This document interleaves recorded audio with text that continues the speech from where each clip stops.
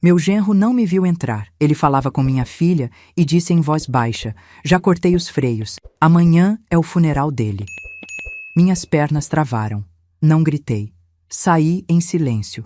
Chamei um guincho e mandei o carro direto para a casa da mãe dele. 3 horas depois, meu nome é Almerinda, tenho 68 anos, e existem dias que ficam tatuados na alma da gente como se tivessem sido escritos com ferro quente. O dia em que ouvi a sentença de morte dita pelo meu próprio genro foi um desses. Eu ainda consigo sentir o cheiro daquela tarde, o aroma do bolo de fubá que eu deixara no forno, o som leve da chuva caindo sobre as folhas do jardim e o vento frio entrando pela porta da cozinha, levantando as cortinas floridas que eu mesma costurei. A casa estava silenciosa. Silêncio demais para uma tarde em que eu sabia que minha filha, Marina, estaria ali. Ela havia me ligado no início da manhã, dizendo que viria pegar alguns documentos do marido, Caio, porque ele tinha esquecido no carro. Achei estranho. Caio nunca esquecia nada. Era metódico, obsessivo, controlador. Mas eu calei.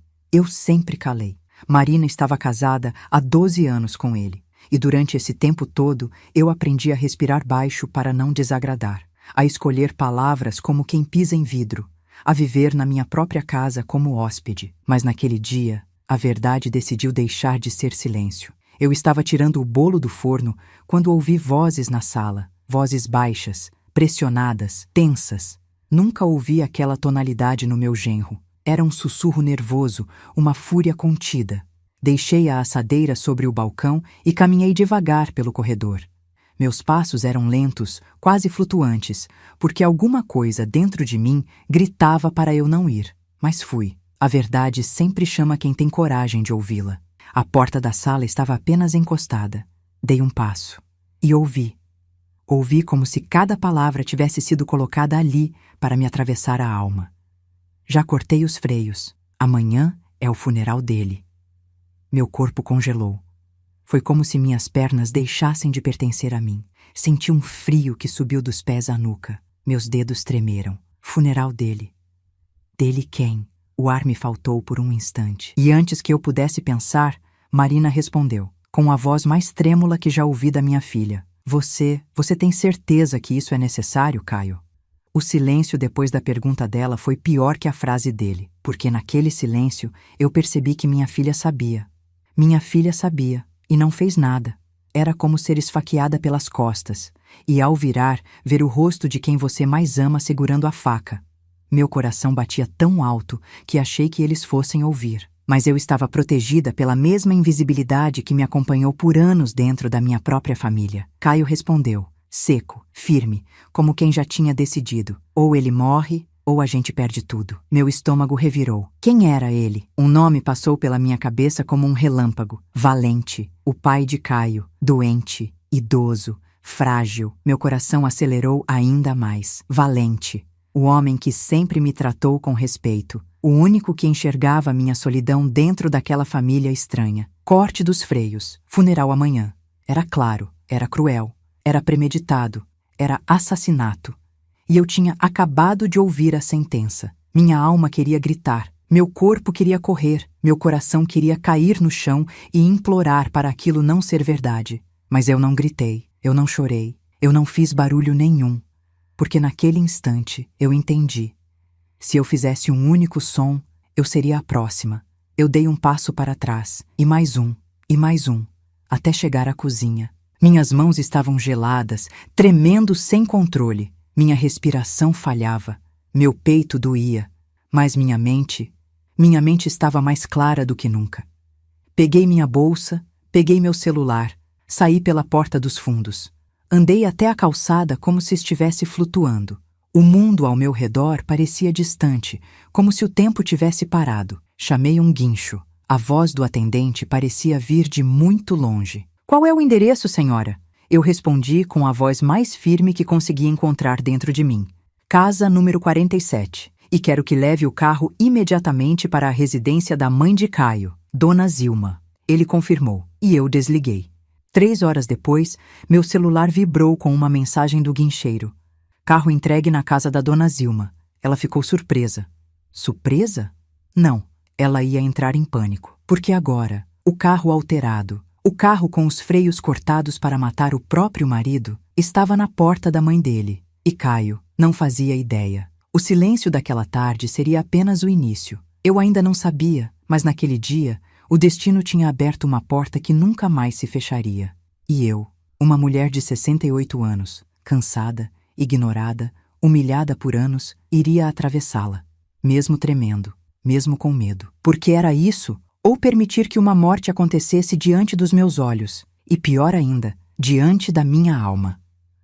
O guincho tinha acabado de confirmar que deixara o carro na casa de Dona Zilma, a mãe de Caio, quando senti minhas pernas finalmente cederem.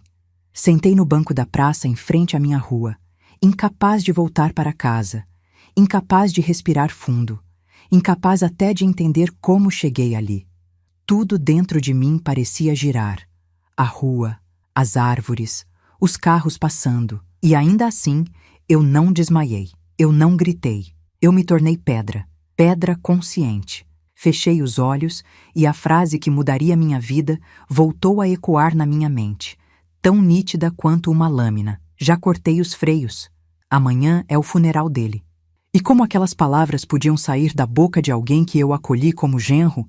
Alguém que eu recebi na minha mesa?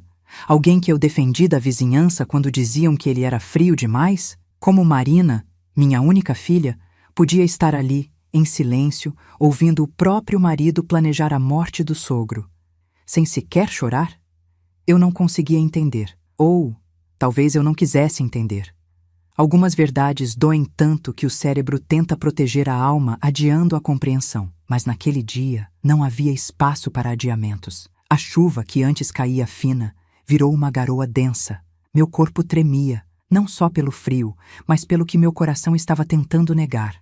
Minha filha não era cega, minha filha não era inocente, minha filha sabia, e isso me perfurava mais do que o plano de morte, porque eu dei tudo a ela, tudo. Lembro como se fosse hoje do dia em que Marina nasceu. Eu tinha 26 anos, pouca roupa no armário, emprego incerto e medo de não conseguir dar conta do mundo. Mas quando a segurei nos braços, prometi a mim mesma que faria de tudo para ela nunca sentir falta de amor. Eu cumpri essa promessa. Eu dei amor suficiente para nós duas, mas amor demais, quando direcionado à pessoa errada, vira cegueira. E eu fiquei cega por anos, cega às manipulações de Caio, cega às mudanças de Marina, cega ao afastamento dela, cega às humilhações silenciosas que meu genro plantou em minha casa, devagarinho, como erva daninha. O poder dele sempre esteve nas sombras, na palavra dita com calma que machucava mais que um tapa, no tom de voz que descia a Marina um degrau toda vez que ela tentava se levantar, no sorriso que não sorria, mas analisava, no olhar que a fazia pedir desculpas sem saber por quê. E eu via, eu sempre vi, mas dizia a mim mesma: não se mete, Almerinda. É o casamento dela, ela sabe o que faz. Caio é só um pouco temperamental. Mentiras, mentiras que eu contava para sobreviver. Mentiras que eu contava porque tinha medo de perder minha filha para um homem que dominava a mente dela. E agora, tarde demais, eu estava diante da verdade gigantesca que sempre evitei. Marina não estava sendo dominada. Marina estava participando. Essa constatação perfurou minha alma como nenhuma outra. A cumplicidade dela era o que me destruía. Quando finalmente consegui levantar do banco, minhas pernas ainda tremiam. Fui caminhando devagar pela rua, sentindo cada passo pesar toneladas. A vizinhança parecia a mesma de sempre. Crianças brincando debaixo da árvore, o barulho de pratos vindo da casa de Dona Rita, o rádio alto de seu Florencio tocando músicas antigas. Mas nada estava igual. Nada. Cada rosto parecia distante. Cada sorriso fora do meu mundo. Eu tinha entrado num abismo invisível e não sabia se teria forças para sair. Mas eu precisava, porque agora que eu sabia da verdade, eu carregava uma responsabilidade. Eu precisava proteger Valente, eu precisava salvar a vida de um homem e talvez salvar a minha própria alma no processo. Cheguei em casa mais tarde, com o corpo exausto. Quando entrei, senti o cheiro do bolo que deixei na mesa antes de ouvir a sentença de morte. Fechei os olhos. Aquele bolo deveria ser para Marina, para adoçar o dia da minha filha. para celebrar a tarde que ela passaria comigo. Mas o destino tem uma maneira cruel de revelar quem são as pessoas ao nosso redor. E naquele dia, eu vi quem minha filha se tornara. Os olhos de Marina, a postura dela, o silêncio cúmplice. Eu não conseguia entender como uma mulher que saiu do meu ventre podia descer tão fundo na escuridão alheia. Sentei à mesa, incapaz de comer, incapaz de beber água, incapaz até de chorar. A dor era tão grande que o corpo entrou em silêncio. E então, pela primeira vez naquele dia, eu rezei. Não uma oração de igreja, não uma reza decorada, uma súplica. Deus, me ajude a não enlouquecer, me ajude a fazer o certo. E então, algo dentro de mim respondeu com uma força que não era minha.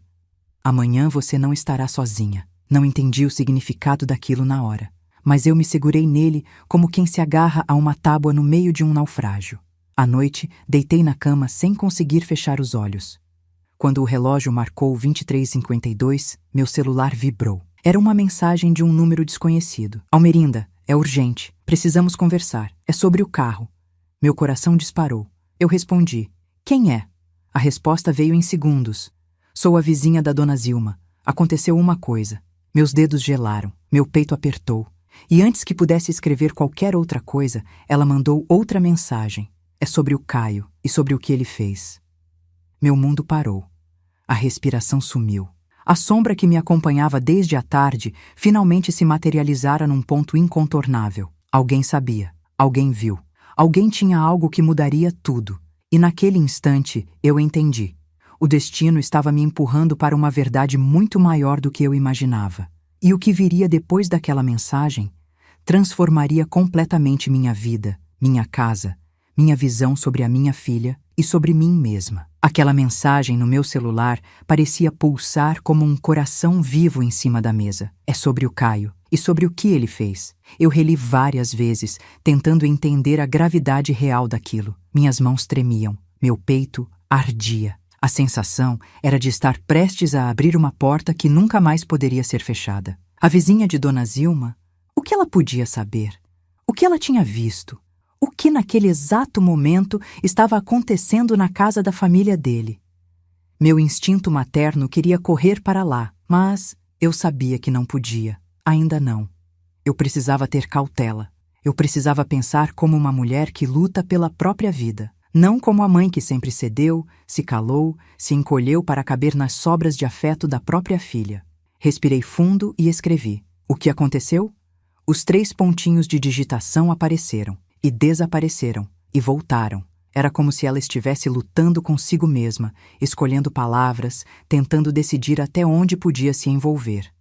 Finalmente, a mensagem chegou. O guincho trouxe o carro aqui. A dona Zilma começou a gritar. Disse que ele tinha ultrapassado o limite. Meu coração disparou. Zilma sabia.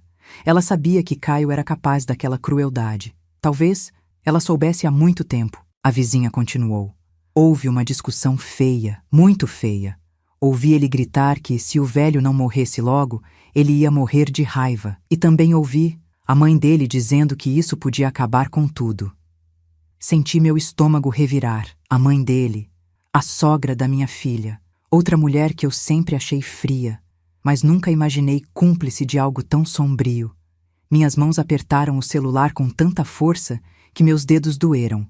Eu perguntei: "O Valente está bem?" A resposta veio rápida. "Está. Graças a Deus não estava dirigindo. Mas houve mais coisa. Não posso mandar por mensagem. É sério demais. Preciso falar com você pessoalmente." Meu corpo gelou. O que poderia ser tão grave, tão gigantesco, que não podia ser dito por mensagem? Escrevi. "Quando e onde?" Ela respondeu. "Amanhã, 9 horas, na Praça Antiga, perto da igreja." A Praça Antiga, um lugar discreto, silencioso, longe dos ouvidos curiosos de uma cidade pequena. O encontro estava marcado.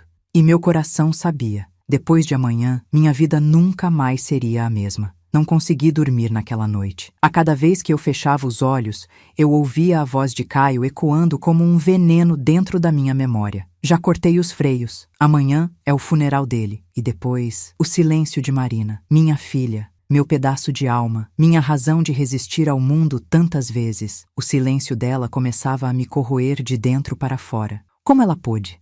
Como ela permitiu que algo tão monstruoso florescesse dentro da própria casa? Eu queria chorar, mas não chorei, porque percebi uma verdade amarga. Eu tinha perdido Marina muito antes daquele dia. Perdido nos detalhes, perdido na manipulação de Caio, perdido nos silêncios que ela deixou virar muros, perdido nas vezes em que ela me afastou para não causar tensão. Eu acreditava que ela estava tentando proteger o casamento, mas agora entendi. Ela estava tentando proteger o controle de Caio. E isso me devastava. No dia seguinte, cheguei à Praça Antiga antes das 9. O ar estava úmido, as árvores balançavam devagar com o vento. As folhas caíam como se o próprio mundo estivesse se despedindo de algo. Sentei no banco. Minhas mãos estavam frias, minha consciência alerta. Às 9 em ponto, uma mulher pequena, de cabelos curtos e expressão preocupada, se aproximou. A senhora é a dona Almerinda? Assenti. Ela sentou ao meu lado. O nome dela era Lígia. Eu moro ao lado da casa da dona Zilma há mais de 20 anos, disse ela. E posso te afirmar uma coisa. Ela respirou fundo, como quem segura uma bomba prestes a explodir. Esse plano não começou ontem. Meu coração parou por um instante. Como assim? Perguntei. Ela olhou nos meus olhos com uma gravidade que nunca esquecerei. Caio já tentou matar o pai antes. 2 vezes. O mundo girou. Isso é impossível. Ela balançou a cabeça. Não, dona Almerinda. É verdade? A primeira vez ele adulterou os remédios do pai. A segunda, ele destravou o portão da garagem para que Valente caísse com o carro na rua. Mas a mãe dele sempre acobertou tudo. Senti minhas mãos começarem a suar. E por quê? Perguntei, a voz falhando. Por que alguém faria isso com o próprio pai? Lígia fechou os olhos e disse algo que me fez congelar de pavor. Dinheiro, terra e poder. O ar sumiu dos meus pulmões. Ela continuou. Valente sempre quis deixar parte das terras para uma instituição de caridade. Caio e a mãe dele nunca aceitaram.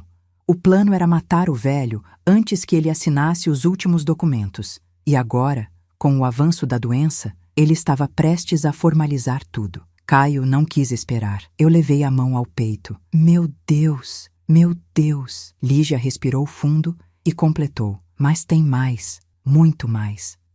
Meus olhos se arregalaram. Depois que o guincho entregou o carro, a dona Zilma entrou em desespero. Eles discutiram forte. E Caio, naquele momento, assumiu tudo.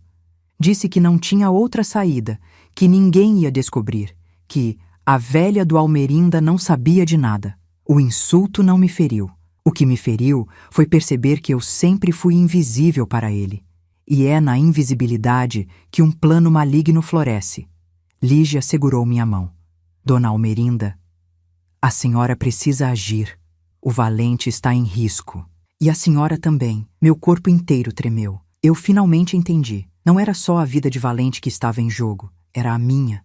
E talvez a vida da minha filha também. Porque Caio não ia aceitar que alguém tivesse descoberto seu plano. E eu era a única testemunha. A partir daquele instante, algo mudou dentro de mim. Um peso caiu, outro peso nasceu. Eu deixei de ser apenas uma mulher assustada e me tornei algo que nunca imaginei, a guardiã da verdade que poderia derrubar Caio para sempre. Mas para isso, eu precisava ser maior que o medo. Lígia apertou minha mão uma última vez. A senhora não está sozinha. Se precisar de ajuda, eu estarei aqui. Eu levantei devagar, ainda atordoada, mas com uma certeza ardendo no meu peito. Eu precisava salvar Valente. Eu precisava proteger minha própria vida. E, acima de tudo, eu precisava descobrir até onde Marina estava envolvida. E isso seria a parte mais dolorosa, porque a verdade sobre os filhos sempre é.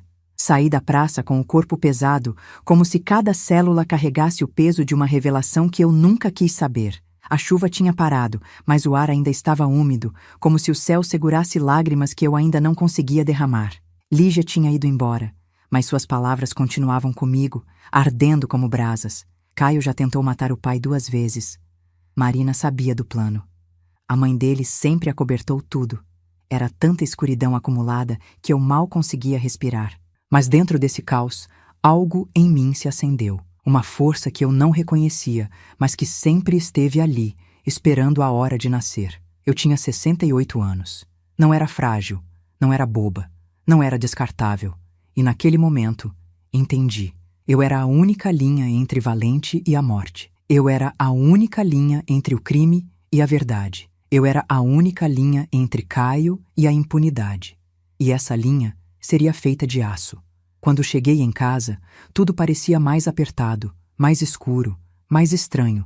A mesa onde deixei o bolo ainda estava arrumada, mas agora era como um cenário de outro mundo, de outra vida, de outra mulher. Uma mulher que não existe mais. Aquela Almerinda que evitava conflitos, que engolia palavras, que se escondia na própria casa. Morreu no instante em que ouvi Caio dizer que ia matar o próprio pai. Agora, quem respirava dentro de mim era outra. Uma mulher que não ia permitir que uma vida fosse tirada. Uma mulher que não ia deixar a filha afundar no lamaçal de um homem desequilibrado.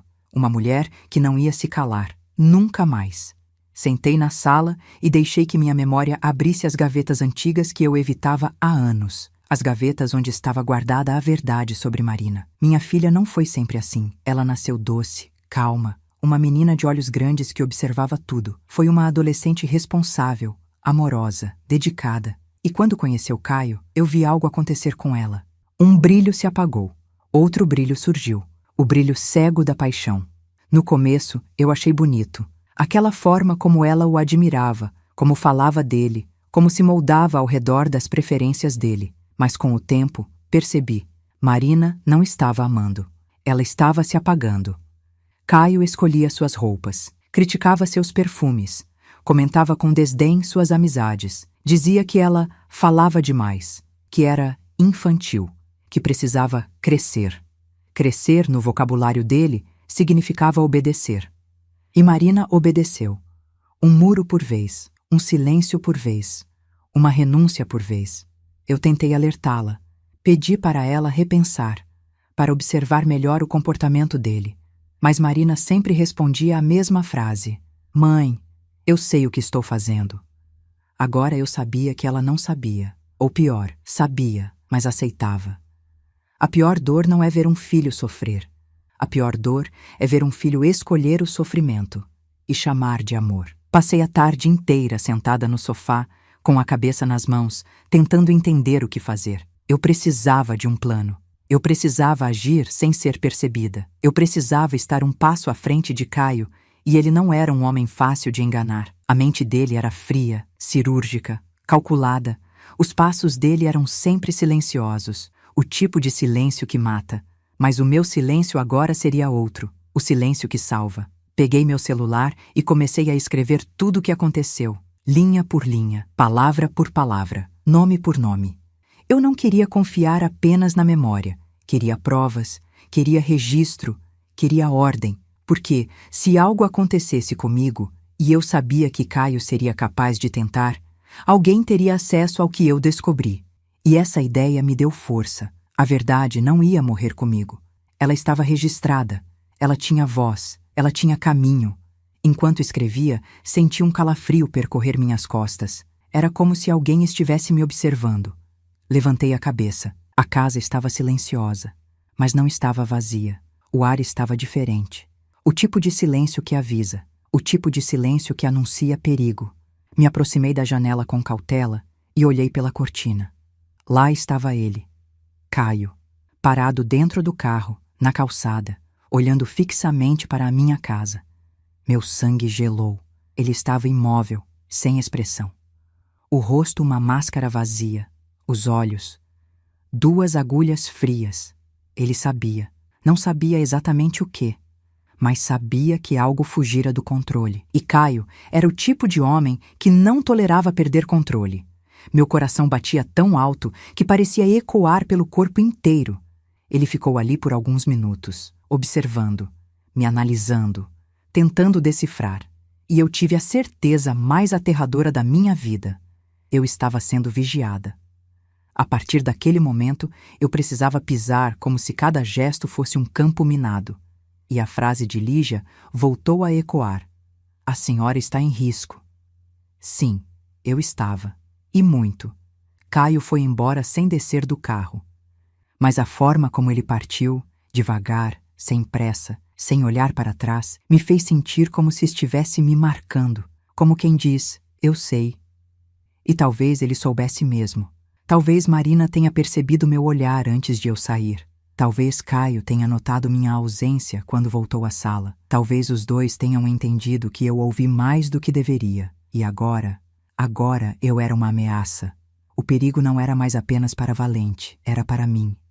Aquela noite foi longa. Eu arrumei uma mala pequena, não para fugir, mas para me preparar. Tomei cuidado para não acender luzes demais. Fechei cortinas, tranquei portas, suspirei fundo várias vezes, tentando manter o corpo sob controle. E então, escrevi no caderno a frase que dividiria minha vida em duas partes. A partir de hoje, eu luto. Não uma luta de força, não uma luta de violência, uma luta de inteligência. A luta de uma mulher madura que sabe que, quando a morte sussurra, é preciso responder com estratégia. Eu iria proteger Valente, eu iria enfrentar Caio, eu iria descobrir até onde Marina estava envolvida e, acima de tudo, eu iria sobreviver, porque essa história não terminaria no funeral de ninguém. Nem do velho, nem do Caio, nem meu. A verdade estava viva dentro de mim, e eu era a guardiã dela. E isso me tornava mais perigosa para ele do que qualquer denúncia.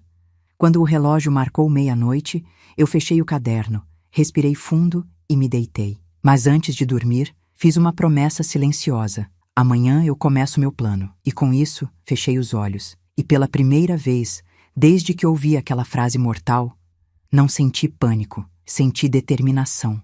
A determinação da mulher que descobriu que nunca foi fraca, só estava sendo subestimada. E Caio não ia sobreviver ao erro de me subestimar. Se você gosta do nosso conteúdo e quer nos ajudar, se inscreva no canal. Isso ajuda muito. Eu acordei antes do sol. A noite foi pesada, ainda que eu não tenha dormido mal.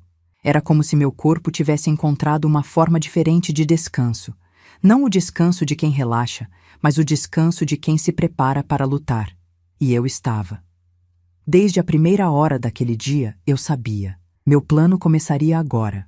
O ar da manhã parecia diferente, mais denso, mais frio. Como se o próprio mundo estivesse prendendo a respiração, aguardando meus próximos passos. Levantei, lavei o rosto e sentei na beira da cama. Pela primeira vez em muitos anos, senti algo dentro de mim que reconheci como coragem. Não aquela coragem impulsiva da juventude, mas a coragem madura, daquelas que se levantam despedaçadas, mas firmes. A frase de Caio ecoava dentro de mim. Já cortei os freios. Amanhã é o funeral dele. E a frase de Marina. O silêncio cúmplice. O silêncio que me doía mais do que qualquer grito. O silêncio que revelava que minha filha não era mais a mesma. Respirei fundo. Eu precisava começar pelo começo. Proteger Valente. Obter provas. Desmascarar Caio. Descobrir o grau de envolvimento da minha filha e sobreviver. Sim, sobreviver. Porque agora eu tinha certeza absoluta. Eu era um alvo.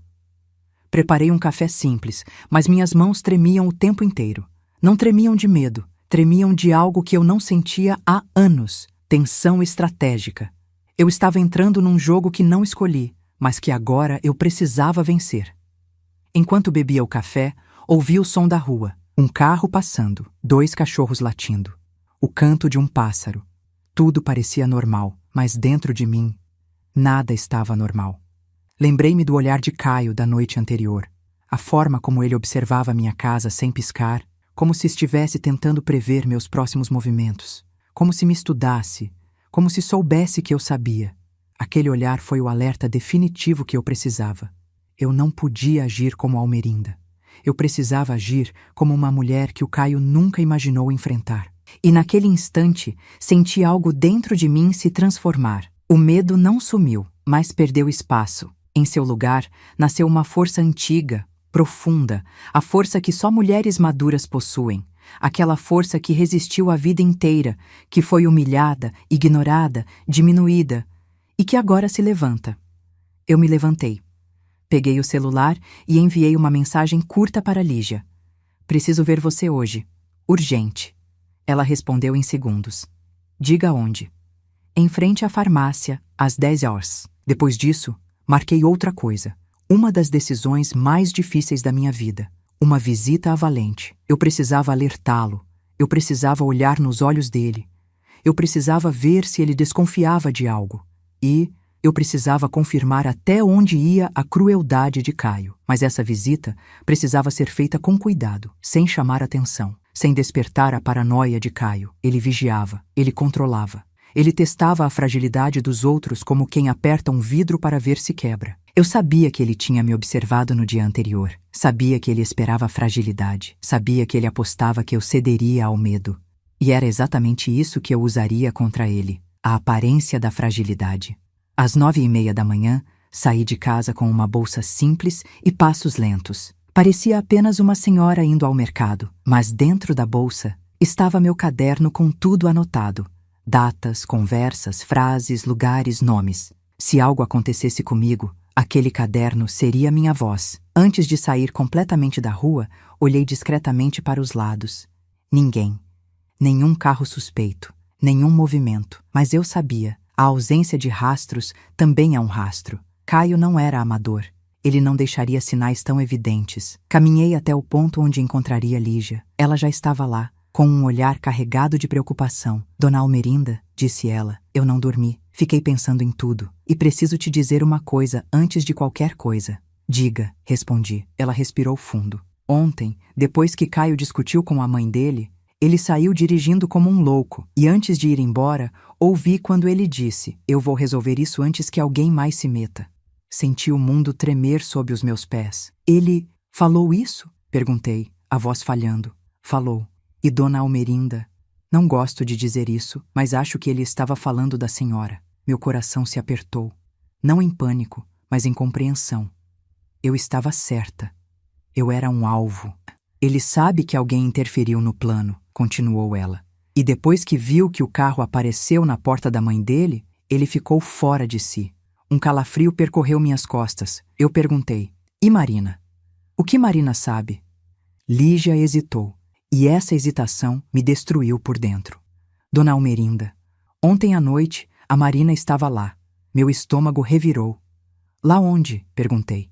Na casa da Zilma. Ela foi chamada às pressas. Chegou chorando. Saiu calada. Senti a alma rachar por dentro. E ela defendeu quem? Perguntei, mesmo sem querer ouvir a resposta. Lígia suspirou. Ela defendeu o Caio.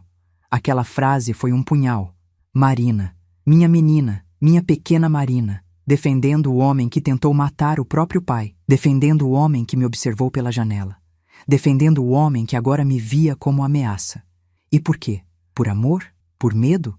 Por dependência emocional? Ou por algo mais terrível? Eu não sabia. Ainda.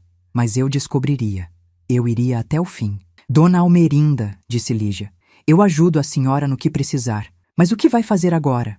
Eu respirei fundo. Meus olhos arderam, mas não chorei. A dor agora não me paralisava, me fortalecia. Primeiro, respondi, vou ver Valente. Depois, vou montar o restante do meu plano. Lígia assentiu, preocupada. Tome cuidado, o Caio está imprevisível. E a Marina? Bem, a Marina não está no lado que a senhora espera. Eu fechei os olhos por um instante. A dor da verdade sobre filhos é sempre a pior, mas a verdade liberta, e eu precisava dela. Eu vou tomar cuidado, respondi. Pode confiar, nos despedimos. E ao virar a esquina, senti algo muito claro dentro de mim. A partir de hoje, cada passo seria calculado, cada palavra seria estratégia, cada gesto seria proteção. Porque agora eu sabia, o perigo não estava apenas perto, ele estava dentro da minha própria família. E eu, uma mulher de 68 anos, invisível por décadas, me tornara a maior ameaça que Caio já enfrentou. E Caio não sabia ainda, mas ia descobrir. E no momento em que descobrisse, seria tarde demais para ele. Segui pela rua com passos firmes, mas calculados. Eu sabia que Caio poderia estar me observando. O tipo de homem que corta freios por dinheiro e poder jamais permite que algo escape ao seu controle. E eu tinha escapado. Isso fazia de mim um risco. E mulheres maduras sabem, quando um homem controlador percebe que perdeu o domínio, ele se torna mais perigoso. Caminhei até o ponto onde pegaria um ônibus para o bairro de Valente. Não podia ir de táxi. Caio poderia rastrear. Não podia ir a pé. Demoraria demais. O ônibus era anônimo, seguro, cheio de gente, cheio de ruídos que abafavam qualquer tentativa de controle. No caminho, apertei a bolsa contra o corpo. Dentro dela estava meu caderno, minhas provas, minha voz escrita. Sabia que aquele caderno valia mais que ouro. Era a linha entre a verdade e a morte. Quando desci do ônibus, o sol já estava mais alto. O bairro de Valente era simples, tranquilo, com casas antigas e árvores grandes que faziam sombra nas calçadas. Um lugar que parecia seguro, mas eu sabia. A segurança é uma ilusão quando há maldade dentro da própria família. A casa dele estava com a porta entreaberta, o que me deu um aperto no peito. Valente? Chamei da calçada. Nenhuma resposta. Aproximei. Valente, sou eu. Almerinda. Ouvi um som fraco vindo de dentro. Um arrastar de cadeira, uma respiração pesada. Entrei devagar. E lá estava ele, sentado à mesa, com a cabeça baixa, os óculos nas mãos e uma expressão que misturava cansaço, tristeza e uma lucidez dolorosa. Quando me viu, levantou os olhos e, em silêncio, chorou. Chorou como um homem que entende que acabou de escapar da própria morte. Eu me aproximei devagar, sentando ao lado dele. Valente, sussurrei. Ele respirou fundo e a voz saiu trêmula, quebrada. Eu sabia que ele ia tentar de novo. Senti meu coração apertar. Valente, eu ouvi. Eu ouvi ele dizer que cortou os freios. Eu ouvi ele. Antes que eu terminasse, ele levantou a mão. Eu sei, Almerinda. Eu sempre soube do que meu filho era capaz, mas nunca imaginei que Marina estaria envolvida. Aquelas palavras doeram como uma queimadura. Você ouviu? Perguntei com a voz falhando. Ele assentiu devagar. Zilma me contou ontem, depois que Caio perdeu o controle. Ela me disse que a Marina esteve lá, que ela sabia, que ela concordou. Meu mundo desabou. Eu já temia, eu já desconfiava, mas ouvir de Valente, ouvir do homem que seria assassinado, era devastador. Ele continuou. Marina chorou, mas não de arrependimento. Ela chorou de medo de perder o marido. Ela disse que ele só precisava de tempo, que as coisas iam melhorar, que o pai era o obstáculo. Meu estômago embrulhou. Era isso então. Minha filha, minha menina, minha Marina, tinha medo de perder o homem que destruía ela. A pior prisão é a que a mente cria. A pior dependência é a emocional. E Marina estava completamente presa. Ficamos em silêncio por alguns minutos. O relógio da parede fazia um tic-tac doloroso, até que Valente segurou minha mão e senti sua pele fria, frágil, fina demais. Almerinda, disse ele, você salvou minha vida. Eu fechei os olhos, segurando o choro que ardia na garganta. Ainda não, respondi, mas eu vou. Ele apertou minha mão com força surpreendente. Se você não tivesse mandado o carro para a casa da minha ex-mulher, eu estaria morto agora. Você entendeu antes que todo mundo. Você viu o mal antes que eu mesmo visse. Respirei fundo. Eu fiz o que qualquer pessoa faria. Ele balançou a cabeça. Não, as pessoas preferem acreditar que monstros não vivem dentro das próprias casas. Mas você teve coragem de ver. Aquela frase me atravessou. Porque pela primeira vez na vida, alguém reconhecia a força que eu sempre achei que não tinha. Valente então levantou devagar, caminhou até uma gaveta e voltou com um envelope pardo nas mãos. Ele o colocou na mesa, empurrando devagar na minha direção. Isso aqui, disse ele, é o motivo de tudo. Meu coração acelerou. Eu abri o envelope. Dentro havia papéis, vários papéis, documentos, escrituras, assinaturas, certidões. E um documento específico estava destacado: a transferência oficial de metade das terras da família para uma instituição de acolhimento infantil. Era isso. Era esse papel que Caio queria impedir. Era essa assinatura que ele queria evitar. Era esse documento que valia para ele um assassinato. Valente continuou, com lágrimas nos olhos. Ele sempre soube que eu ia doar. Eu disse isso para ele desde que era jovem, mas ele nunca aceitou. Nunca. E agora, com a doença avançando, eu decidi assinar antes que não tivesse mais forças. Ele respirou fundo. E foi aí que meu próprio filho decidiu me matar. Fechei o envelope devagar, como quem segura dinamite. Valente colocou a mão sobre o envelope. Eu quero que você guarde isso. Eu quero que você proteja. Eu quero que você leve à polícia quando for hora. Porque agora, Almerinda, não é só a minha vida que está em risco. É a sua. Senti o ar desaparecer dos meus pulmões. Caio acredita que você ouviu algo. Ele acredita que você se envolveu. E quando ele acredita, ele age. As mãos de Valente tremeram. Você precisa ter mais cuidado do que imagina. E então, ele disse a frase que marcou minha alma. Eu sobrevivi ontem porque você me ouviu. Mas você precisa sobreviver amanhã para que a verdade viva também. Fiquei imóvel. A responsabilidade era enorme, a dor era profunda, o medo era real. Mas dentro de mim, nada recuou. Porque naquele instante percebi, eu não estava mais salvando apenas Valente. Eu estava salvando Marina, eu estava salvando a mim, e eu estava salvando a verdade. Fechei o envelope, coloquei na minha bolsa e prometi, com a voz mais firme que já saiu da minha boca, eu vou vencer Caio. Eu vou impedir ele. Eu vou proteger o que é justo. E ele não vai me destruir. Valente assentiu com lágrimas de orgulho. Eu acredito em você, Almerinda. Eu me levantei devagar. Olhei ao redor da casa. Olhei para Valente. Olhei para a porta. E ao cruzá-la, senti algo dentro de mim renascer. O medo continuava ali. Mas agora havia algo maior. A determinação. E a certeza absoluta de que meu silêncio tinha terminado. A partir daquele momento, eu não seria apenas a senhora silenciosa da casa ao lado. Eu seria a mulher que enfrentou um assassino e venceu. Voltei da casa de Valente com um envelope pesado dentro da minha bolsa, mas o peso maior estava dentro do meu peito. Era como se eu carregasse o próprio coração nas mãos, pulsando, frágil, mas inegociável.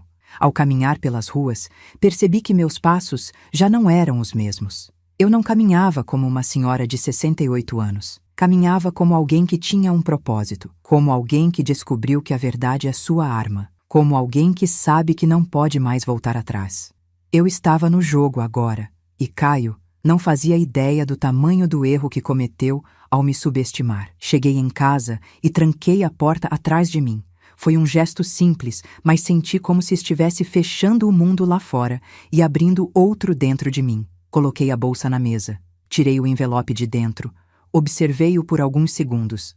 Aquele envelope era a diferença entre justiça e morte. Era a prova do motivo, era a âncora da verdade, e então decidi escondê-lo. Escrevi um bilhete curto, apenas algumas linhas simples, e coloquei junto ao envelope. Depois embrulhei tudo em plástico, lacrei e guardei no fundo de um baú que ninguém mexia. O baú onde guardava as roupas do meu falecido marido, Romualdo. Caio jamais procuraria ali.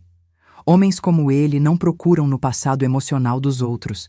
Eles só olham para o futuro que querem controlar. E esse futuro não seria dele. Depois disso, sentei na mesa da cozinha e abri meu caderno. Naquela página, escrevi um título que nunca imaginei que escreveria. Plano para derrubar Caio. E comecei. Proteger Valente, reunir provas, áudios, documentos, testemunhas, registrar tudo em mais de um lugar, expor Caio no momento certo, nunca antes, descobrir o grau de envolvimento de Marina, sobreviver. Esse último item era o mais importante, porque Caio estava vigiando, eu sentia, e eu sabia reconhecer quando alguém tenta prever meus passos, porque passei a vida toda aprendendo a caminhar entre pessoas que queriam me diminuir. Agora, porém, eu estava diante de algo maior, um homem disposto a matar alguém da própria família. E quando alguém tira um freio, tirar outra vida se torna questão de oportunidade. Eu não lhe daria essa oportunidade. À tarde, enquanto tentava organizar meus pensamentos, ouvi uma batida suave na porta dos fundos. Meu coração saltou. Passei a mão na cortina e olhei pela fresta. Era Marina, minha filha, minha menina. A pessoa que eu queria proteger e a pessoa que podia me destruir sem perceber. Abri a porta devagar. Ela estava com os olhos inchados, o rosto cansado, a expressão confusa. Mãe, posso entrar? Sua voz ainda era a da minha menina, mas havia algo novo nela. Algo escuro, inseguro, quebrado. Eu a deixei entrar. Ela entrou como quem tem medo do próprio corpo. Sentou-se à mesa e ficou passando as mãos pelos braços, roçando a pele como se tentasse expulsar alguma coisa de dentro. Eu fiquei em silêncio. Ela finalmente falou. Mãe, aconteceu uma coisa ontem na casa da Zilma. Coisa feia. Meu peito apertou. Eu não sabia se ela estava prestes a confessar ou a mentir. O Caio, disse ela hesitando. O Caio estava muito nervoso. Ele falou coisas que não devia. Ele exagerou. Exagerou? Minha alma queimou por dentro, mas não demonstrei. Marina continuou. A Zilma ficou transtornada. Ela disse que ele passou dos limites, mas o Caio estava só. Desesperado. Ele tem passado por tanta coisa. Meu coração rachou. Marina não estava enganada. Ela estava cega. Mãe, ela suspirou. Eu sei que ele falou coisas horríveis, mas ele jamais faria isso. Jamais faria isso. A frase que todas as mulheres já disseram antes de descobrirem a verdadeira face do mal. Eu respirei fundo. Marina, filha, eu disse com a voz mais controlada possível. O Caio é capaz de coisas que você não imagina. Ela arregalou os olhos, defensiva, ferida. Você não conhece ele, mãe. Você nunca gostou dele. Eu senti uma dor cortante no peito. Não era Caio me atingindo, era minha própria filha. Marina, eu ouvi, respondi. Ela empurrou a cadeira para trás, assustada. O quê? Olhei diretamente nos olhos dela, devagar, claramente, sem hesitação. Eu ouvi vocês dois ontem na sala. Eu ouvi quando o Caio disse que cortou os freios. Eu ouvi quando ele disse que amanhã seria o funeral. Silêncio absoluto. Marina ficou pálida. Os olhos se encheram de lágrimas, mas não eram lágrimas de quem admite. Eram lágrimas de pânico. Mãe, sussurrou, você não devia ter ouvido isso. Aquela frase não era a frase de uma inocente. Era a frase de alguém que estava com medo das consequências. Eu permaneci firme. Marina, sua obrigação era impedir, não era proteger ele. Foi aí que vi a verdade que doeu mais que tudo. Marina não estava defendendo Caio por amor. Ela estava defendendo Caio por dependência, por medo da solidão, por medo de não ser amada, por medo de recomeçar. Ela estava presa. E quando a alma está presa, a moral enfraquece. Ela começou a chorar. Eu não queria isso, mãe. Eu não queria que chegasse tão longe. Mas chegou, respondi.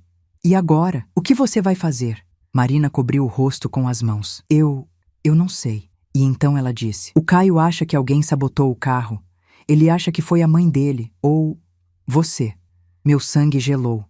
Eu fechei a mão devagar para não tremer. E o que você disse a ele? Perguntei. Marina não respondeu. E aquela ausência de resposta disse tudo. A dor que senti naquele instante não tinha tamanho. Era a dor de ver minha própria filha do lado errado da história. E pior, ela estava me entregando para um homem capaz de matar, mas eu não deixei a dor me vencer. Eu respirei fundo, me levantei e disse a ela, Marina, eu te amo, mas eu não vou morrer por você. Nem deixar que alguém mais morra por suas escolhas. Ela começou a soluçar. Eu não sei o que fazer, mãe. Eu tenho medo de perder ele. Eu gritei por dentro, mas por fora, eu segurei sua mão e disse a frase mais dura da minha vida. O amor que te faz compactuar com a morte não é amor, é prisão. Um silêncio imenso caiu entre nós. Marina se levantou com o rosto devastado. Eu preciso pensar, disse ela, e saiu. Eu fiquei ali, sozinha, com o som da porta ecoando como sentença. Eu não tinha perdido só minha filha. Eu tinha perdido a mulher que achei que ela era. E agora, eu precisava me preparar. Porque Caio sabia, Marina sabia, e eu era, oficialmente, a maior ameaça para eles, mas também a maior esperança de justiça que Valente tinha. E eu iria até o fim. Depois que Marina saiu, a casa ficou tão silenciosa que parecia um túmulo. Um silêncio pesado, denso, que colava na pele e entrava pelos ossos. Eu fiquei sentada à mesa, tentando processar tudo. Minha filha estava do lado de Caio. Ela tinha me exposto. E eu agora era oficialmente um alvo. Se eu fosse a Almerinda de antes, teria desmoronado. Mas a mulher que nasceu quando ouvi Caio dizer que cortou os freios, essa mulher era outra. Essa mulher não ia morrer calada. Essa mulher não ia esperar a justiça. Essa mulher ia construir a própria. Olhei para meu caderno sobre a mesa, abri-o e escrevi. Primeiro movimento: encontrar uma aliada que Caio jamais suspeite. Quem poderia ser? Lígia era importante, mas ela morava ao lado de Zilma e Caio poderia observá-la. Valente. Estava frágil demais e eu precisava protegê-lo, não expô-lo. Marina estava perdida demais, presa demais, contaminada demais pelo medo emocional que Caio plantou dentro dela. Então quem? Foi quando meu celular vibrou. Uma mensagem curta, de um número desconhecido. Eu sei o que aconteceu e posso ajudar. Meu sangue gelou. Respondi. Quem é? Depois de alguns segundos, veio. Sou alguém que Caio não consegue controlar. Só isso importa. Senti um arrepio. Não sabia se era esperança ou perigo. A pessoa continuou. A senhora não está segura aí. Ele está furioso. E a Marina não consegue te proteger. Minhas mãos ficaram frias. Depois veio a última mensagem. Se quiser saber quem eu sou e como posso ajudar, me encontre às 17 horas no galpão abandonado da antiga fábrica de calçados. Levantei devagar, o coração acelerado.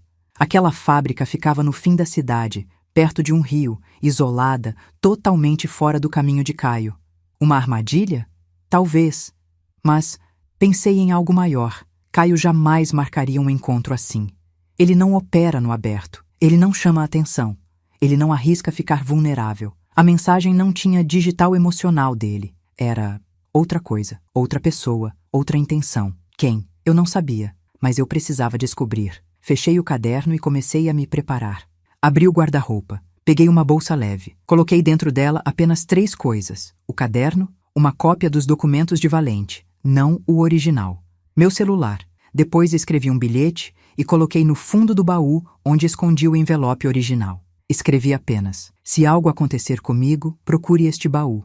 Fechei, tranquei. E então me sentei, respirando fundo, repetindo mentalmente: calma, controle, esperteza. E então a parte mais difícil, a espera. Horas longas, horas de silêncio. Horas em que cada som parecia anunciar Caio na porta. Horas em que eu me perguntava se Marina contaria algo a ele. Mas o tempo passou, e às 16h30 eu saí de casa. Caminhei até o ponto de ônibus, como de costume. A rua parecia normal. Pessoas passando, crianças brincando, o cheiro de fritura da padaria. Mas dentro do meu peito era como se uma tempestade estivesse se movendo. Peguei o ônibus, sentei no fundo. Observei quem subia, quem descia. Nenhuma sombra de Caio, nenhum carro dele, nenhum sinal das vigilâncias que eu imaginava. Mas isso não significava segurança. Pelo contrário. Às 16h58, desci perto da antiga fábrica. O lugar era cinza, abandonado, paredes quebradas e janelas com vidros estilhaçados. O vento fazia um som estranho ao passar entre as colunas de ferro. O rio ao fundo parecia lamber a margem com uma calma sinistra. Parecia um cenário de filme. E no meio desse cenário, uma figura parada perto de um pilar. Quando me aproximei, ela virou o rosto. Era Zilma, a mãe de Caio. Meu corpo inteiro congelou. Eu não esperava aquilo. Eu nunca teria imaginado aquilo. Zilma, altiva, fria, sempre defendendo o filho como se ele fosse um príncipe injustiçado, estava ali, com o rosto devastado, os olhos vermelhos de choro e a postura quebrada. Ela me encarou por alguns segundos antes de dizer: ele perdeu o controle, Almerinda. O Caio perdeu completamente o controle e agora nem eu consigo mais proteger ele. Minhas pernas ficaram fracas. Foi você quem mandou mensagem? Perguntei. Ela assentiu. Eu precisava falar com você sem que ele soubesse, porque agora não é só o pai dele que corre risco. O silêncio ficou pesado. Eu senti o ar ficar mais denso. Quem mais corre risco, Zilma? Ela respirou fundo e então disse, com a voz quebrada, quase irreconhecível: você, a Marina, e qualquer pessoa que tentar impedir ele. Meu corpo inteiro gelou. Ela continuou. Ele surtou ontem, quebrou coisas, gritou. Disse que ia resolver de qualquer jeito. Disse que você era o problema agora, que você estragou tudo. Senti o chão sumir. Zilma chorou. Almerinda, meu filho se tornou um monstro, e eu ajudei ele a se tornar esse monstro. E então ela fez a revelação final da noite. Eu tenho provas que podem derrubar o Caio para sempre, mas não posso ficar com elas. Ele pode me matar. Eu preciso entregar para você, porque você é a única que ele não acha capaz de fazer nada. E é exatamente por isso que você vai vencer. Meu coração bateu tão forte que parecia querer saltar do peito. Zilma, sussurrei. Ela tirou da bolsa um pendrive, um pequeno objeto preto, simples, mas que parecia carregar o peso de um futuro inteiro. Ela colocou na minha mão e disse a frase que encerrou meu dia, minha vida antiga e minha inocência. Este pendrive tem gravações, planilhas, conversas, mensagens, tudo o que ele já fez, tudo o que ele planejou, tudo o que ele escondeu. O ar saiu dos meus pulmões. Zilma enxugou as lágrimas e completou. Com isso, você salva a vida do valente. E salva a sua. Mas cuidado. O Caio já está procurando maneiras de te calar. Senti o peso do pendrive na minha mão. Pequeno demais para tanto poder. Grande demais para tanto perigo. Eu respirei fundo e entendi. O jogo mudou. E agora, eu tinha algo que Caio jamais imaginou que encontraria do outro lado. Uma mulher que não tinha mais medo dele. Eu guardei o pendrive na bolsa. Zilma se afastou. E no instante em que ela desapareceu entre as sombras da fábrica, eu soube. A guerra tinha começado. E eu estava preparada. Voltei da fábrica com passos lentos, mas não por fragilidade. Era estratégia. Cada passo medido, cada olhar calculado, cada respiração consciente. Eu sabia que estava carregando algo capaz de destruir Caio, o pendrive da própria mãe dele.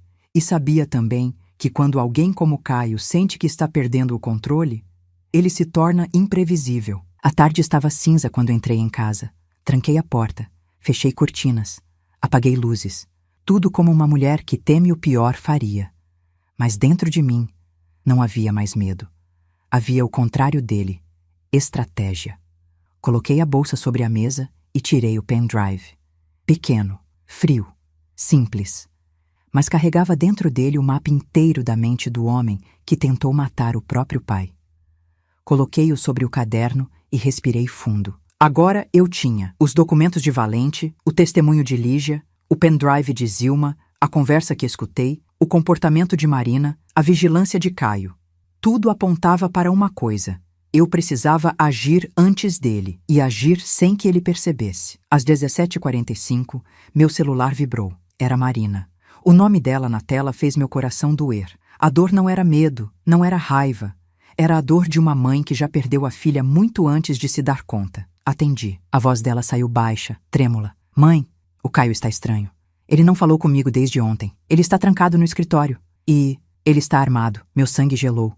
Armado? Perguntei. Sim, eu ouvi. Ouvi o barulho da gaveta. Ele nunca pega a arma, mas hoje ele pegou. Senti o ar sumir. O risco agora era literal. E pior, ele podia estar vindo atrás de mim. Marina chorou. Mãe, ele está falando sozinho. Ele está dizendo que alguém está tentando ferrar com ele. Que alguém ouviu demais. Que alguém precisa pagar. Eu fechei os olhos. Era claro, ele estava falando de mim. Marina, escute, disse eu firme. Não tente falar com ele. Não tente enfrentá-lo. Saia da casa agora. Ela engasgou. Eu não posso deixar ele. Ele precisa de mim. Meu coração sangrou. Ela estava completamente quebrada por dentro. Marina, falei com a voz de mãe que não negocia. Você não pode salvar alguém que escolheu virar monstro. E agora, você precisa salvar a si mesma. Ela ficou em silêncio. Então sussurrou. Mãe, ele sabe que você esteve com o Valente hoje. Meu peito travou. Como? Perguntei. Ele vasculhou o celular da mãe dele. Ela escreveu uma mensagem para alguém, mas ele apagou antes que eu visse tudo. Eu acho que ele viu vocês duas conversando. Eu acho que ele conectou os pontos. Eu coloquei a mão sobre o caderno, como se aquele gesto pudesse proteger o documento dentro dele. Marina, você precisa sair dessa casa agora, ela soluçou. Mãe, eu não sei se consigo. Eu senti as lágrimas queimarem meus olhos, não de desespero, mas de amor. Filha, por você eu enfrento ele. Por você eu enfrento quem for, mas você precisa escolher sair do lado errado. Houve silêncio. Silêncio longo, silêncio que marcava o ponto exato entre perder minha filha para sempre ou começar a recuperá-la. Finalmente ela disse, eu vou tentar, eu prometo. Fiquei parada ali, olhando para a parede, com o coração batendo rápido. Marina estava em perigo, Valente estava em perigo, eu estava em perigo, mas Caio estava em pânico. e isso o tornava vulnerável. Homens como ele, quando sentem medo, perdem a elegância do controle. Ficam desesperados, e é no desespero que a verdade aparece. Eu precisava usar isso. A noite caiu pesada. Um vento frio balançava a antena velha no telhado, fazendo um som metálico e alarmante. Eu sentei com o pendrive na mão e pensei em quem poderia me ajudar. Eu não podia ir até a polícia ainda. Não sem todas as peças no lugar. Eu precisava armazenar tudo em outro lugar também. Um lugar que Caio nunca imaginaria. Foi então que lembrei de Rosa, minha vizinha da outra rua, professora aposentada, amiga fiel, uma mulher que ninguém, absolutamente ninguém, dava importância. Ela era invisível para o bairro, assim como eu sempre fui. E invisibilidade, naquele momento, era poder. Peguei o pendrive, peguei o caderno, peguei uma cópia dos documentos e fui até a casa dela. Ela abriu a porta com um sorriso doce. Almerinda, que surpresa boa! Eu entrei, fechei a porta e naquele instante desabei. Não chorei, mas meu corpo soltou o peso. Ela percebeu na hora. O que houve? Perguntou aflita. Eu respirei fundo e disse: Rosa, eu preciso que você guarde minha vida. Ela não entendeu. Então, coloquei o pendrive na mesa. Depois, coloquei o caderno. Depois coloquei os papéis. E contei. Contei tudo. Sem poupar nada. Sem esconder nada. Sem fugir da verdade. Quando terminei, ela estava pálida. Meu Deus, Almerinda, isso é monstruoso. Eu sei. E Caio está armado. E ele sabe que eu sei. Ela segurou minha mão imediatamente. Eu ajudo você. E então, com uma calma que só mulheres fortes têm, ela fez algo que mudou tudo. Levou o pendrive até o quarto dela e voltou com a chave. Está dentro do meu cofre e ninguém vai encontrar. Meu coração aliviou pela primeira vez. Ela continuou. Agora vá para casa e espere meu sinal amanhã. Eu vou ajudar você a ligar os pontos que faltam. Mas hoje, vá descansar. Você vai precisar de força. Eu segurei suas mãos, emocionada. Obrigada, Rosa. Eu sabia que podia confiar em você. Saí da casa dela sentindo que, pela primeira vez desde que ouvi aquela frase maldita, eu tinha um pouco de terreno firme sob os pés. Mas quando virei a esquina, um carro estacionado no fim da rua acendeu os faróis. Meus passos congelaram. Eu conhecia aquele carro. Era o carro de Caio. Ele estava ali, parado, observando, esperando. Meu coração disparou, mas meu rosto permaneceu firme. Eu caminhei devagar, como se nada estivesse acontecendo. Passei por ele sem olhar, mas senti. Senti os olhos dele queimando o lado do meu rosto. Senti a respiração dele pesada dentro do carro. Senti o ódio silencioso pulsando. E então ouvi o som da porta destravar. Ele ia descer, mas não desceu. Ele ficou ali, me observando ir embora, como um predador analisa a presa. Mas Caio não sabia de uma coisa. Eu não era mais presa. Eu era a armadilha. E pela primeira vez, ele estava com medo de mim. Cheguei em casa com o coração pulsando no pescoço. Senti o olhar de Caio grudado nas minhas costas até o último segundo antes de fechar o portão. Quando a madeira estalou atrás de mim, soltei o ar preso. Um ar quente, sofrido, de quem acabou de encarar o mal, sem tremer. Mas não havia descanso, porque eu sabia, se ele estava ali, observando, silencioso, era porque desconfiava. E quando um homem como Caio desconfia, o fio que separa ameaça e ataque fica fino demais. Entrei em casa e apaguei as luzes. Não queria mostrar que estava alerta. Queria parecer frágil. Era assim que eu venceria. Ouvi passos na rua, passos firmes, passos ritmados. O carro dele deu partida. E então, silêncio. O tipo de silêncio que não conforta, o tipo que avisa. Sentei na beira da cama, respirando fundo. Minha mente estava correndo, mas minha alma permanecia firme, como se todas as mulheres antes de mim se levantassem dentro do meu peito naquele instante. Você não está sozinha, pensei. A frase de valente ecoava. Você salva minha vida se sobreviver amanhã. Eu sobreviveria, custasse o que custasse. Às 20h17, meu telefone tocou. Marina. Meu coração apertou. Atendi. A voz dela saiu destruída. Mãe, ele saiu daqui como um louco. Quebrou coisas, gritou, falou que hoje resolve tudo. Eu estou com medo. Eu respirei fundo. Você está sozinha aí? Perguntei. Sim. Ele trancou a porta do escritório antes de sair. E... Mãe, ele levou a arma. Meu peito travou como uma porta de ferro. Marina, escute, preste muita atenção. Você precisa sair dessa casa agora. Ela chorou, soluçando. Eu não consigo. Eu não tenho coragem. Eu não sei quem ele é, mãe. Eu não sei mais quem eu sou. Meu coração sangrou naquele momento. Marina não estava má. Ela estava prisioneira, psicologicamente destruída, dependente, cega. Caio tinha roubado tudo dela, inclusive a capacidade de enxergar a própria realidade. E eu precisava tirá-la de lá antes que o pior acontecesse. Marina, minha filha, falei com toda a força de mãe que tenho. Ele não ama você. Ele te usa, ele te controla. E agora, ele te coloca em risco. Ela respirou fundo e, pela primeira vez, pareceu ouvir de verdade. Mãe, eu tenho medo dele me matar se eu sair. E você tem medo dele te matar se ficar, respondi.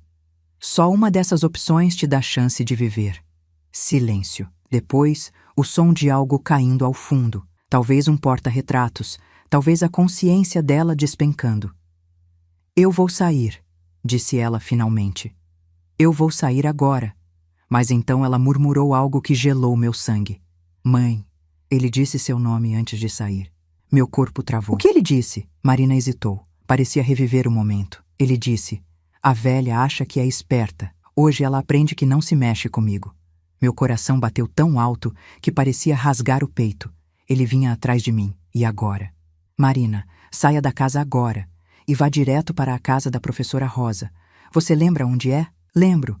Mas você... Mãe, você vai ficar aí sozinha? Meu olhar endureceu. Sim. E dessa vez, minha filha, eu estou preparada. Ela chorou mais forte. Eu te amo, mãe. Eu errei tanto. Eu sei, filha. Mas hoje, você está fazendo a coisa certa. Desliguei. Respirei fundo e senti o mundo inteiro caber dentro do meu peito. Comecei a agir rapidamente.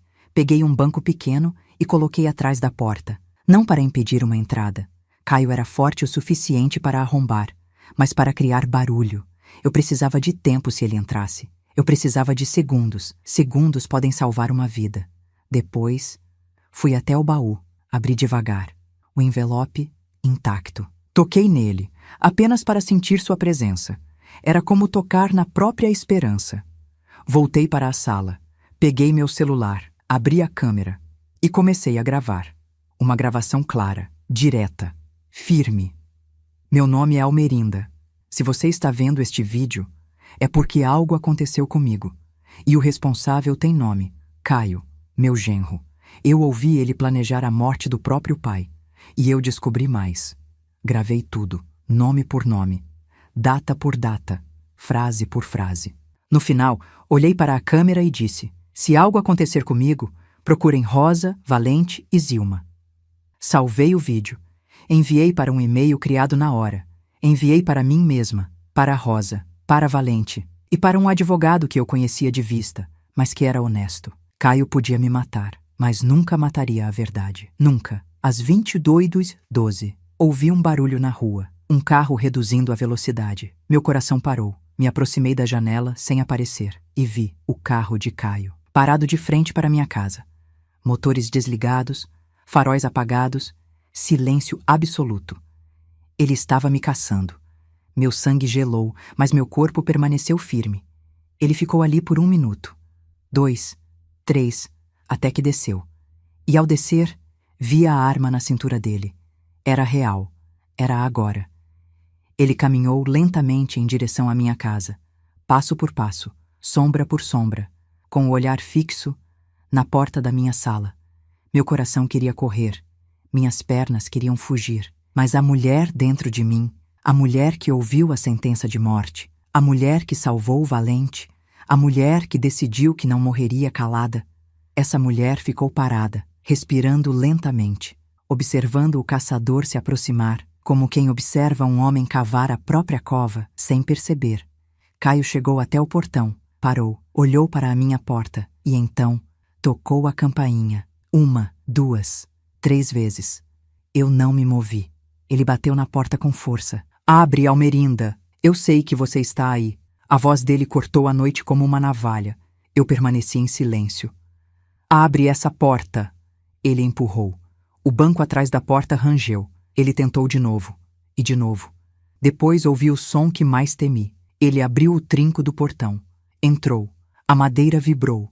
Eu respirei fundo, muito fundo, e apertei o celular na mão. Se ele entrasse, quando ele entrasse, eu estaria pronta, porque essa noite não seria meu funeral. Seria o começo da queda dele. E Caio não fazia ideia. Caio bateu a porta com força, uma violência seca, dura, ritmada. A madeira parecia vibrar sob os punhos dele. Cada golpe era um aviso, um anúncio, uma contagem regressiva. Eu estava parada no centro da sala, com o celular na mão, já gravando. Cada segundo daquele horror seria registrado. Nada ficaria nas sombras, nada seria esquecido. A voz dele veio carregada de ódio. Abre essa porta, Almerinda. Eu sei que você tá aí, sua velha. Fechei os olhos por um instante, não em medo, mas em preparação. Eu estava prestes a enfrentar um homem que acreditava ter o direito de decidir quem vive e quem morre. E eu era a mulher que ele jamais imaginou que ficaria de pé diante dele. Ele empurrou a porta. O banco atrás dela rangeu de novo. A madeira estalou. Mais um empurrão e a fechadura trincou. Eu respirei fundo, firme, sentindo a força de todas as mulheres que me antecederam. Da minha mãe, da minha avó, da mulher que eu fui antes de ser apagada. E, por fim, da mulher que renasceu quando ouvi ele dizer que ia matar o próprio pai. O estalo final veio forte. A porta cedeu alguns centímetros. Caio entrou meio corpo por ela, furioso, os olhos injetados, o suor escorrendo pela testa. O ódio dele era quase palpável, quase uma aura negra em volta do rosto. E quando nossos olhos se encontraram, ele congelou. Não pelo medo, mas por choque. Ele esperava encontrar uma velha encolhida, aterrorizada, implorando. Mas encontrou-me ali, em pé, firme, com o celular apontado para ele, gravando cada segundo. Almerinda, o que você pensa que está fazendo? Rosnou com a voz baixa, carregada de veneno. Eu falei devagar, sem tremer. Salvando a minha vida e a do seu pai. O rosto dele mudou. Ele percebeu. Percebeu que eu sabia tudo. Percebeu que eu tinha provas. Percebeu que eu não estava fugindo. Ele entrou completamente, fechando a porta atrás de si. Meu coração acelera ao lembrar. Mas naquele momento, eu permaneci imóvel. Parecia uma rocha diante do vendaval. Então foi você, disse ele cerrando os dentes. Você sabotou o carro.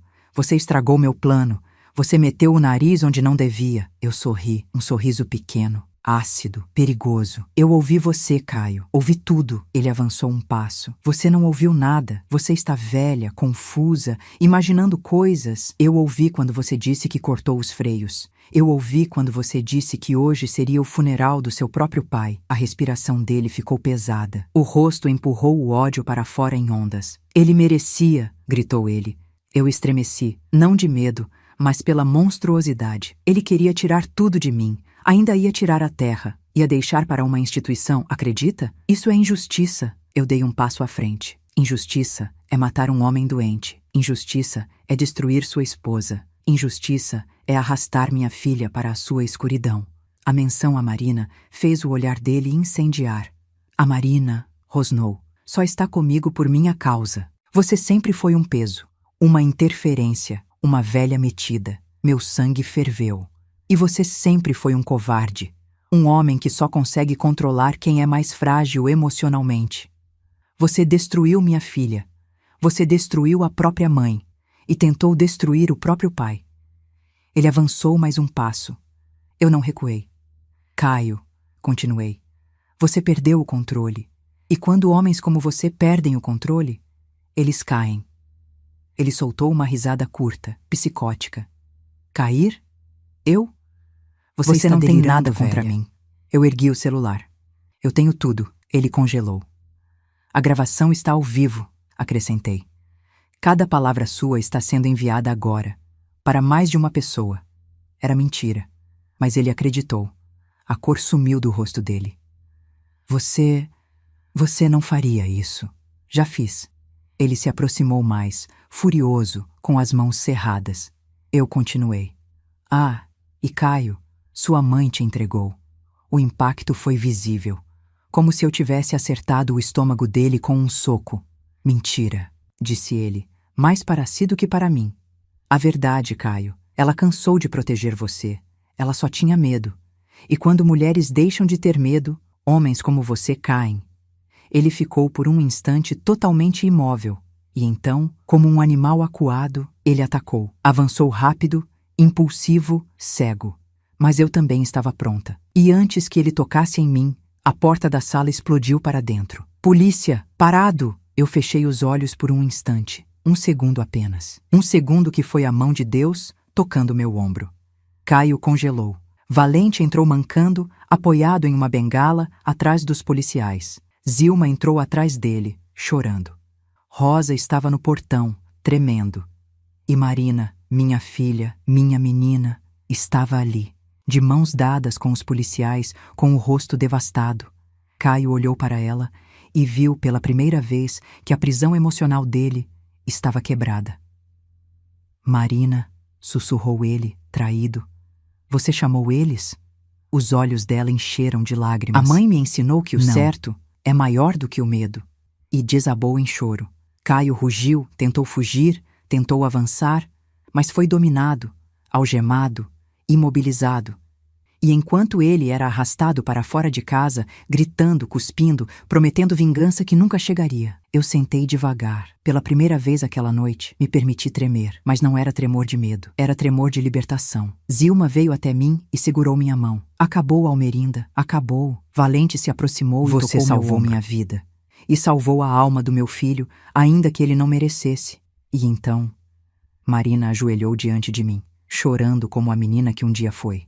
Mãe, eu te perdi, mas hoje a senhora me achou de novo. Eu segurei o rosto dela entre minhas mãos. Filha, você nunca esteve perdida, só estava na sombra. Agora você voltou para a luz. E nos abraçamos. Longo, profundo, doloroso, mas cheio de renascimento. A verdade tinha vencido. Mas a parte mais bonita ainda estava por vir. A casa ficou em silêncio depois que Caio foi levado. Não o silêncio de medo. Não o silêncio denso da espera. Era outro tipo de silêncio. Um silêncio limpo. Um silêncio que parecia abrir espaço dentro de mim, como quem abre as janelas da alma depois de anos respirando poeira. Eu ainda estava sentada quando Marina se levantou do chão, enxugou as lágrimas e segurou minhas mãos com força. Uma força que há anos eu não sentia vinda dela. Mãe, eu te perdi. Não, filha. Respondi, acariciando seu rosto. Você só se afastou, mas coração de mãe tem memória, tem chama, tem caminho para trazer de volta quem se perdeu. Ela chorou de novo, mas agora eram lágrimas de libertação, não de medo. Atrás dela, Valente estava encostado na parede, com o olhar fixo na porta por onde o próprio filho tinha sido levado algemado. Um olhar que misturava dor e alívio, como se a vida tivesse arrancado algo dele, para devolver-lhe de outra forma. Almerinda, disse ele baixinho, você não salvou só a minha vida, salvou minha dignidade. Eu sorri, emocionada. Não fiz nada sozinho, Valente. Foi sua coragem que me deu força para continuar. Ele assentiu com aquele semblante de homem que finalmente sabe que vai dormir sem medo. Rosa entrou logo depois, aflita, com o cabelo desgrenhado como se tivesse corrido a cidade inteira. Está tudo bem? Perguntou, quase ofegando. Eu a abracei. Agora está, porque estava. Pela primeira vez em muitos anos, estava. Os dias seguintes foram intensos. A polícia encontrou no computador de Caio tudo o que o pendrive confirmava. Mensagens, documentos manipulados, tentativas anteriores de provocação de acidente, transferências suspeitas e até, para horror de todos, pesquisas sobre como adulterar medicamentos de idosos. O delegado disse algo que nunca esquecerei. Esse caso só foi desvendado porque a senhora não se calou. A maioria das pessoas teria ignorado, escondido ou justificado o que ouviu. Mas a senhora confiou na própria percepção. Eu respondi. É que quando a gente envelhece, aprende a ouvir a intuição que antes ignorava. Caio foi acusado formalmente de tentativa de homicídio qualificado, fraude patrimonial, tentativa de lesão corporal grave e coação. E, ao contrário do que sempre acreditou, nada disso pôde ser controlado por ele. A verdade, quando nasce, não volta para o escuro. Quanto a Zilma, ela passou dias chorando. Dias revirando o passado. Dias pedindo perdão ao marido que ela permitiu que fosse maltratado por tanto tempo pelo próprio filho. Um dia, ela veio até minha casa, com as mãos tremendo. Eu criei um monstro, disse ela. Eu segurei sua mão e respondi: não, você criou um menino. Foi a escolha dele que o transformou no que se tornou. A culpa não é sua, a responsabilidade é dele. Ela chorou aliviada. Mulheres da nossa idade carregam culpas que nunca foram nossas. Era hora de soltá-las. E Marina? Marina. Os primeiros dias foram difíceis. Ela chorou muito, tinha pesadelos. Acordava assustada com qualquer barulho, mas aos poucos foi voltando para si. Começou terapia, conversou com o delegado, se distanciou completamente de Caio. E em uma tarde silenciosa, enquanto lavávamos a louça juntas, como fazíamos quando ela tinha 15 anos, ela disse: mãe, o Caio me destruiu por dentro. E eu deixei. Mas a senhora me salvou de mim. Eu segurei a mão dela dentro da água morna da pia. Filha, quando a mulher perde a própria voz, ela vira sombra. Você está voltando a ser luz. Ela chorou no meu ombro. E naquele abraço, recuperamos anos perdidos. Valente se recuperou, assinou os documentos de doação das terras, doou a metade que desejava e decidiu usar a outra metade para financiar lares de acolhimento para idosos abandonados. Quero transformar minha dor em abrigo para alguém, disse ele, e eu admirei a força daquele homem. Porque a vida não é o que fazem com a gente, é o que escolhemos fazer depois que nos ferem. E eu renasci, a mulher invisível, a mulher que vivia pisando baixo, a mulher que tinha medo de incomodar. Morreu no dia em que ouvi Caio dizer que mataria o próprio pai. E nasceu outra, uma mulher que aprendeu que silêncio não é submissão, é estratégia. Uma mulher que descobriu que, mesmo aos 68 anos, ainda pode salvar vidas. Uma mulher que entendeu que nunca é tarde demais para recuperar a própria dignidade. Eu sempre achei que minha história terminaria pequena. Hoje sei. Minha história começou quando parei de ter medo dela. Na última noite antes de Valente se mudar para a casa nova que a instituição ofereceria, ele veio até mim. Trouxe flores, flores simples, colhidas no quintal dele. Para a mulher que me devolveu a vida, disse. Sorri, Valente, eu não fiz nada sozinha. Ele olhou nos meus olhos. Fez sim, a senhora teve coragem quando ninguém teve. E então falou algo que guardarei até meu último dia. Às vezes, Deus põe uma tempestade no caminho da gente para limpar a estrada. Eu entendi naquele momento. A tempestade que Caio trouxe para a minha vida foi a mesma que limpou tudo o que estava podre ao redor. E o que restou foram pessoas, sentimentos e verdades que realmente importavam. Hoje, ao escrever estas últimas linhas no meu caderno, percebo: sobreviver não foi meu maior triunfo. Meu maior triunfo foi escolher a verdade, mesmo quando ela doeu. E se eu puder deixar uma última mensagem, que seja esta: a idade não nos enfraquece. Ela nos afina, ela tira aquilo que não importa e revela quem realmente somos. Eu sou Almerinda, tenho 68 anos e renasci quando todos pensaram que eu iria cair. A verdade venceu e eu, finalmente, venci comigo. Muito obrigada por ter assistido até o final. Se você chegou até aqui, agradeço do fundo do coração. Sua presença e seu apoio significam muito para nós. E, por favor, se inscreva no canal. Isso nos ajuda a continuar trazendo histórias profundas, emocionantes e cheias de verdade como esta. Obrigada por ouvir. Obrigada por sentir. Obrigada por ficar até o fim. Até a próxima história.